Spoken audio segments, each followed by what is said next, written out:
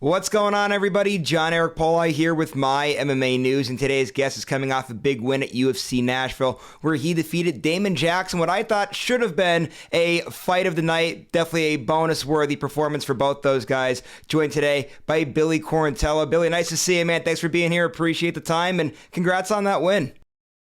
Thanks, John. Thanks for having me, man. It's always good getting a big win, and now these next few days I'm not doing much, so it's a great time to do some interviews with y'all.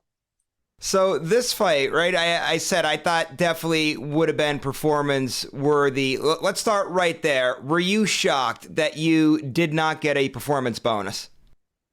I wouldn't say shocked because I've had some good fights before, and I know how hard it is.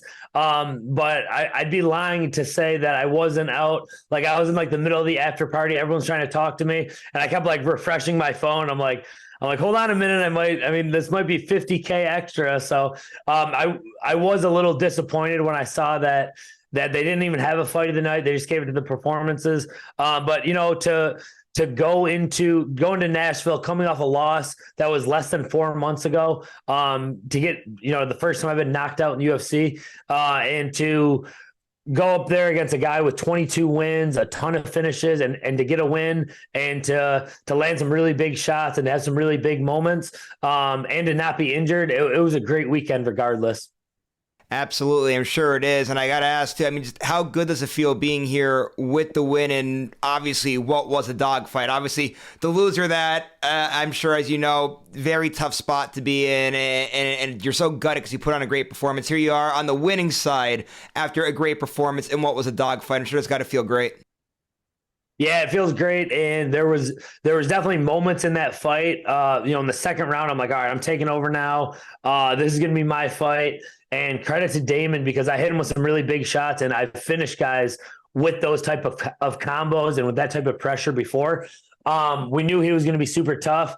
And he posted something after where it was like, great fight, hats off to Billy. But then he said it could have went either way. And I really don't think, like, when the fight was over, I'm like, I won that fight. Like, I knew right away.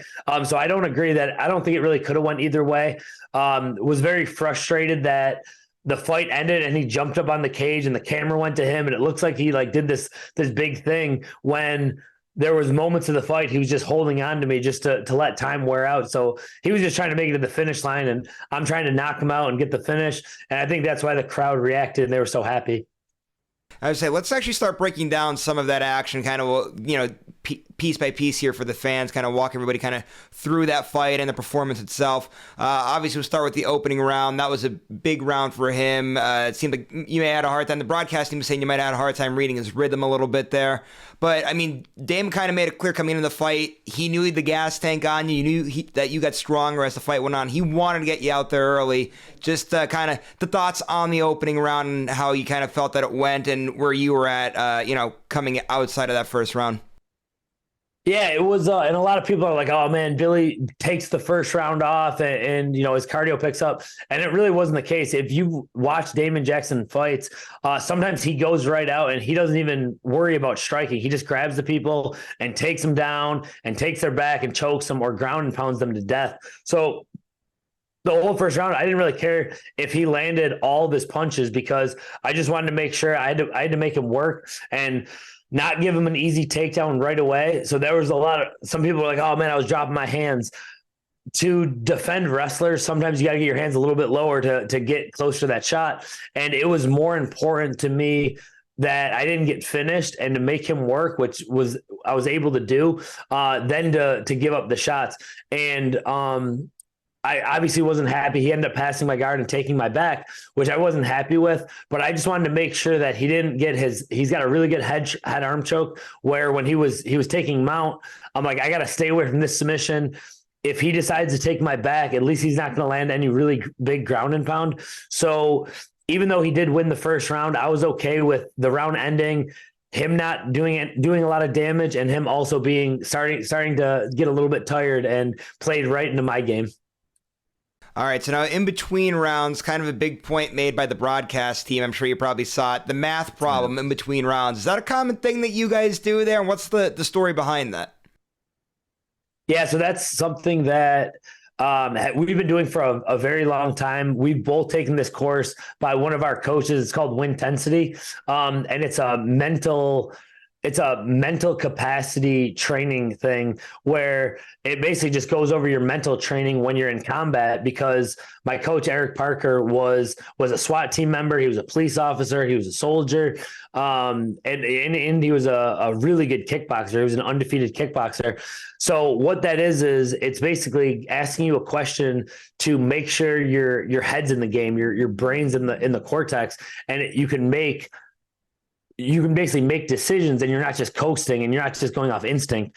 The reason I had a problem with it, which they mentioned on the broadcast, was I didn't feel like it was necessary to ask me that question when I was clearly in the cortex. And also I wasn't, basically I was already in the cortex. I wasn't hurt at all. So I felt like we prepared for this guy for 10 weeks.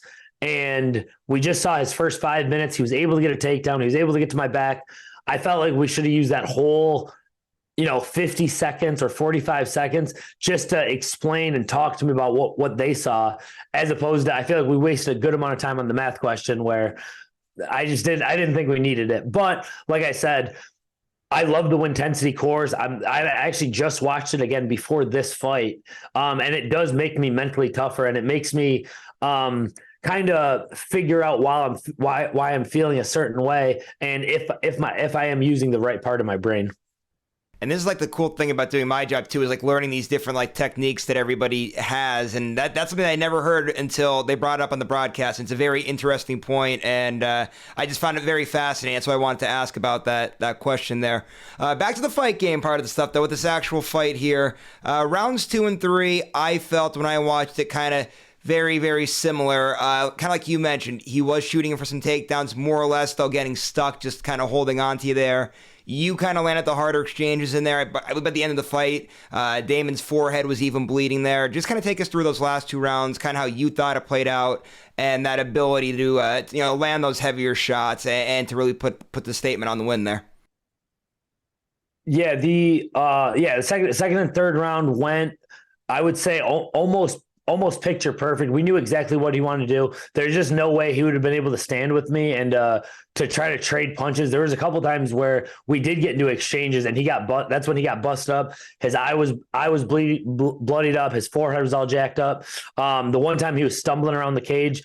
So yeah, it's exactly how I wanted to. I didn't want to give up those 2 takedowns. I gave up a takedown in each round, and both of those takedowns were because I was landing combinations where I was really looking for the finish. I was kind of going for those home run shots, and he did a great job of changing his level, getting in on the shots, getting me to the ground. And both times I felt like he got me down, and he's just holding me super tight. And that's the sign of a guy who just wants to wear you out, waste time. He wasn't really looking to improve his position at that point. And both times I was able to set up like my omoplata setup the third round I set up the omoplata. The second round I was able to actually go for a guillotine and reverse him and almost take his back. So the striking part of it, I felt like I was hitting him way harder than he was hitting me, and I definitely won that part of it. It did make it not as visually as appealing as I like. I like those fights that there's nonstop action. They're hitting each other. If they do grapple up, one person gets a takedown and they beat the person up. But I had to do whatever I had to do to get the win. And one of the things, too, with the fight, something that, again, Damon said coming in was he was afraid of your gas tank. I wanted to ask you a little bit about the gas tank there. Obviously, something that every fighter knows coming into fights with you. They don't want to get into those sort of wars, dogfights, because you could go all day. Obviously, take a lot of pride in that. How is it that you're able to build that gas tank up the way that you do? Is that just something that's more natural? Are you putting the road work in? Is it just the training sessions? Because not every fighter is able to go the way that you're able to go and push the pace the way that you do. I think a big part of the the cardio or like the later being able to maintain a high pace to those second and third rounds. It doesn't come from like the road work and the conditioning. I do all that stuff extra. I run sprints.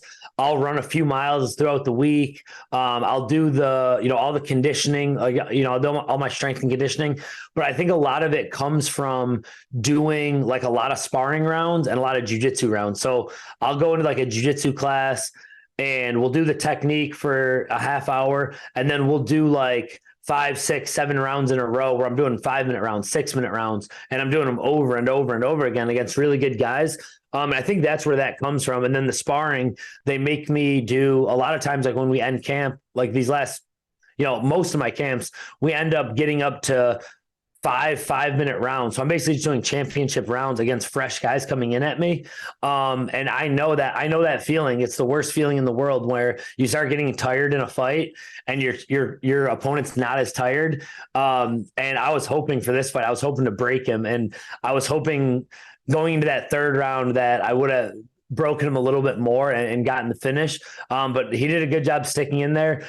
It's definitely a weapon of mine just to be able to keep that high level pace. And I would love to get a 5-round fight because I gave up the first round in this fight, took over in the second and third.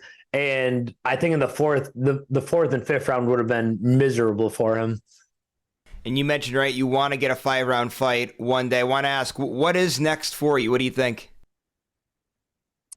Right now I'm just enjoying the win. I remember after the Barbosa fight, the next couple weeks after that fight were really tough for me. It's just, you put so much into this, and to go out there and expect, like, I have such high expectations for myself.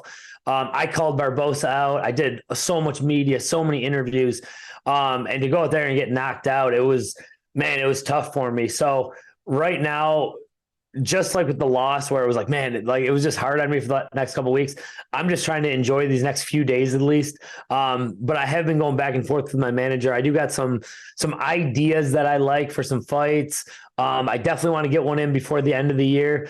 And the most important thing for me is to fight a guy that people are going to be excited for. When they look at it, they're like, I know who that guy is. I know who Billy Q is.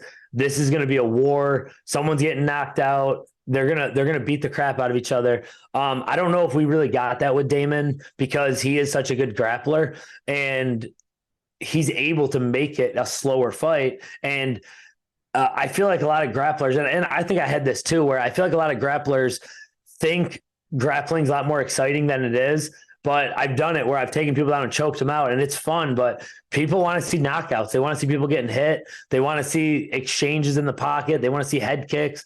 That's what people get excited for, and that's what I want to be, the most exciting fighter. So I want to fight someone who's going to bring that to me. Absolutely. You definitely got that right. That's what the fans absolutely want. I do want to ask just one other future question before we get into some other stuff here, before we wrap things up. When you look at your record, I'm sure you obviously know it very well, right? You flip-flopped wins and losses recently. Mm-hmm. What do you have to do you think, to maybe tie it together a little bit and go on this stretch of getting a lot of wins and making a deep run here within the division? It's obviously all there for you. You have all the tools to do it. All the fans are behind you. Is there something you think that, could just get tied together here that's going to set you up on a big, long run here in the division? That's exactly what I'm hoping for, and that's what I'm working towards every day. Getting back to that winning streak. There was a time from 2016 to 2022, or I'm sorry, 2016 to 2020, where I won 9 fights in a row. I won 8 MMA fights. I won a pro boxing match. I felt like I was training like someone who needed that rent money. You know what I mean? I was waking up and part of me was pissed off every day because I was living in a tiny apartment, and this dream that I put so much work into didn't come true yet. And I wouldn't say I got away from that in the UFC and where I'm at now, because I do think a lot of it has to do with the competition being a lot better than it was, because the competition in the UFC, you make one mistake, you're getting knocked out. You make one mistake and it's over. The fight's over. And like in the Burgos fight, some of these guys you can't just knock out with your best shots. You need to hit them more, and you got to make them miss. And sometimes a decision is what you need. So I feel like a lot of it is I just need to get back to that ruthlessness of someone who still needs to climb the ladder. I know I'm not where I need to be and where I want to be. Fighting the right matchups right now, I think, is really important, because sometimes you're just cool with fighting whoever, and some fights don't do as much for you as other fights. And especially being 34 now, I want the tail end of my career to be the most exciting fights from here on out. So I'm ready to go on a run. I think the success of a lot of my teammates around me, and watching, just knowing now what I'm capable of. I could beat a really good wrestler. I could beat a really good striker. I just need to put it all together and really focus on getting a big run started right now. All right, man, I want to go outside the cage now to end things here today. So first thing I have to ask, I was looking at your social media on Instagram. I saw the squid emoji going around quite a bit. What's the backstory there? That is my underground nickname. I've never really gone public with it, but Billy the Squid is kind of like a moniker that got brought up with how a lot of my pro fight, a lot of my fights in general go, where I'm just gonna come out, I'm trying to knock you out, and then we call it getting squid up, where I'll squid someone up, where I'll basically either they take me down and I put them in a pretzel, I triangle choke them, arm bar them, take their back, and finish them, or I'll just go out there and put that pressure on, take them down, and just squid them up, like wrap them up in a body lock, and break people that way with using that grappling style and the striking pressure. I think that's a reason I don't really use it as my nickname, because as much of a squid as I am, of like that squid style, a lot of what I like to do is striking now, and keeping it on the feet and using it more of a defensive squid style. But Billy the Squid is like my it's like an underground nickname. All the OGs know about it, and now it's becoming a little more mainstream now. I actually really like that name a lot too, but it's funny. The reason why I wanted to ask that, and this is something that we talked a little bit about off air, is being hockey fan. So my cousin plays in the Seattle Kraken. Yeah. The squid emoji is always used with the Seattle Kraken. So at first I'm like, oh, is he a Kraken fan? Obviously not even thinking you're from Buffalo, so obviously you're a Sabres fan. Yeah. But a lot to look forward, though, with the Buffalo Sabres for you. Obviously, they've been on the rebuild for a little while. Looks like good things on the horizon there in Buffalo, that's for sure. Yeah, I think so. I think they got a really young team, and I've been watching a lot of them this year. I get it now when you mentioned the Kraken with Seattle. But yeah, Billy the Squid, Billy Buffalo, Buffalo Billy Q, Billy Mafia, all the nicknames, all the underground nicknames. A lot of them have to do with Buffalo, my hometown too. Awesome, man. Thanks again for all the time today. Just last thing before you head out, social media, so people know where to follow you at. You have management, sponsorships, all that good stuff that you got to plug. Floor is yours. Yeah, I just posted all my sponsors. Huge shout out to them. They're amazing. I would not be able to do it without my sponsors. And just Billy Q MMA on Instagram and Twitter. Those are the ones that I'm most active on.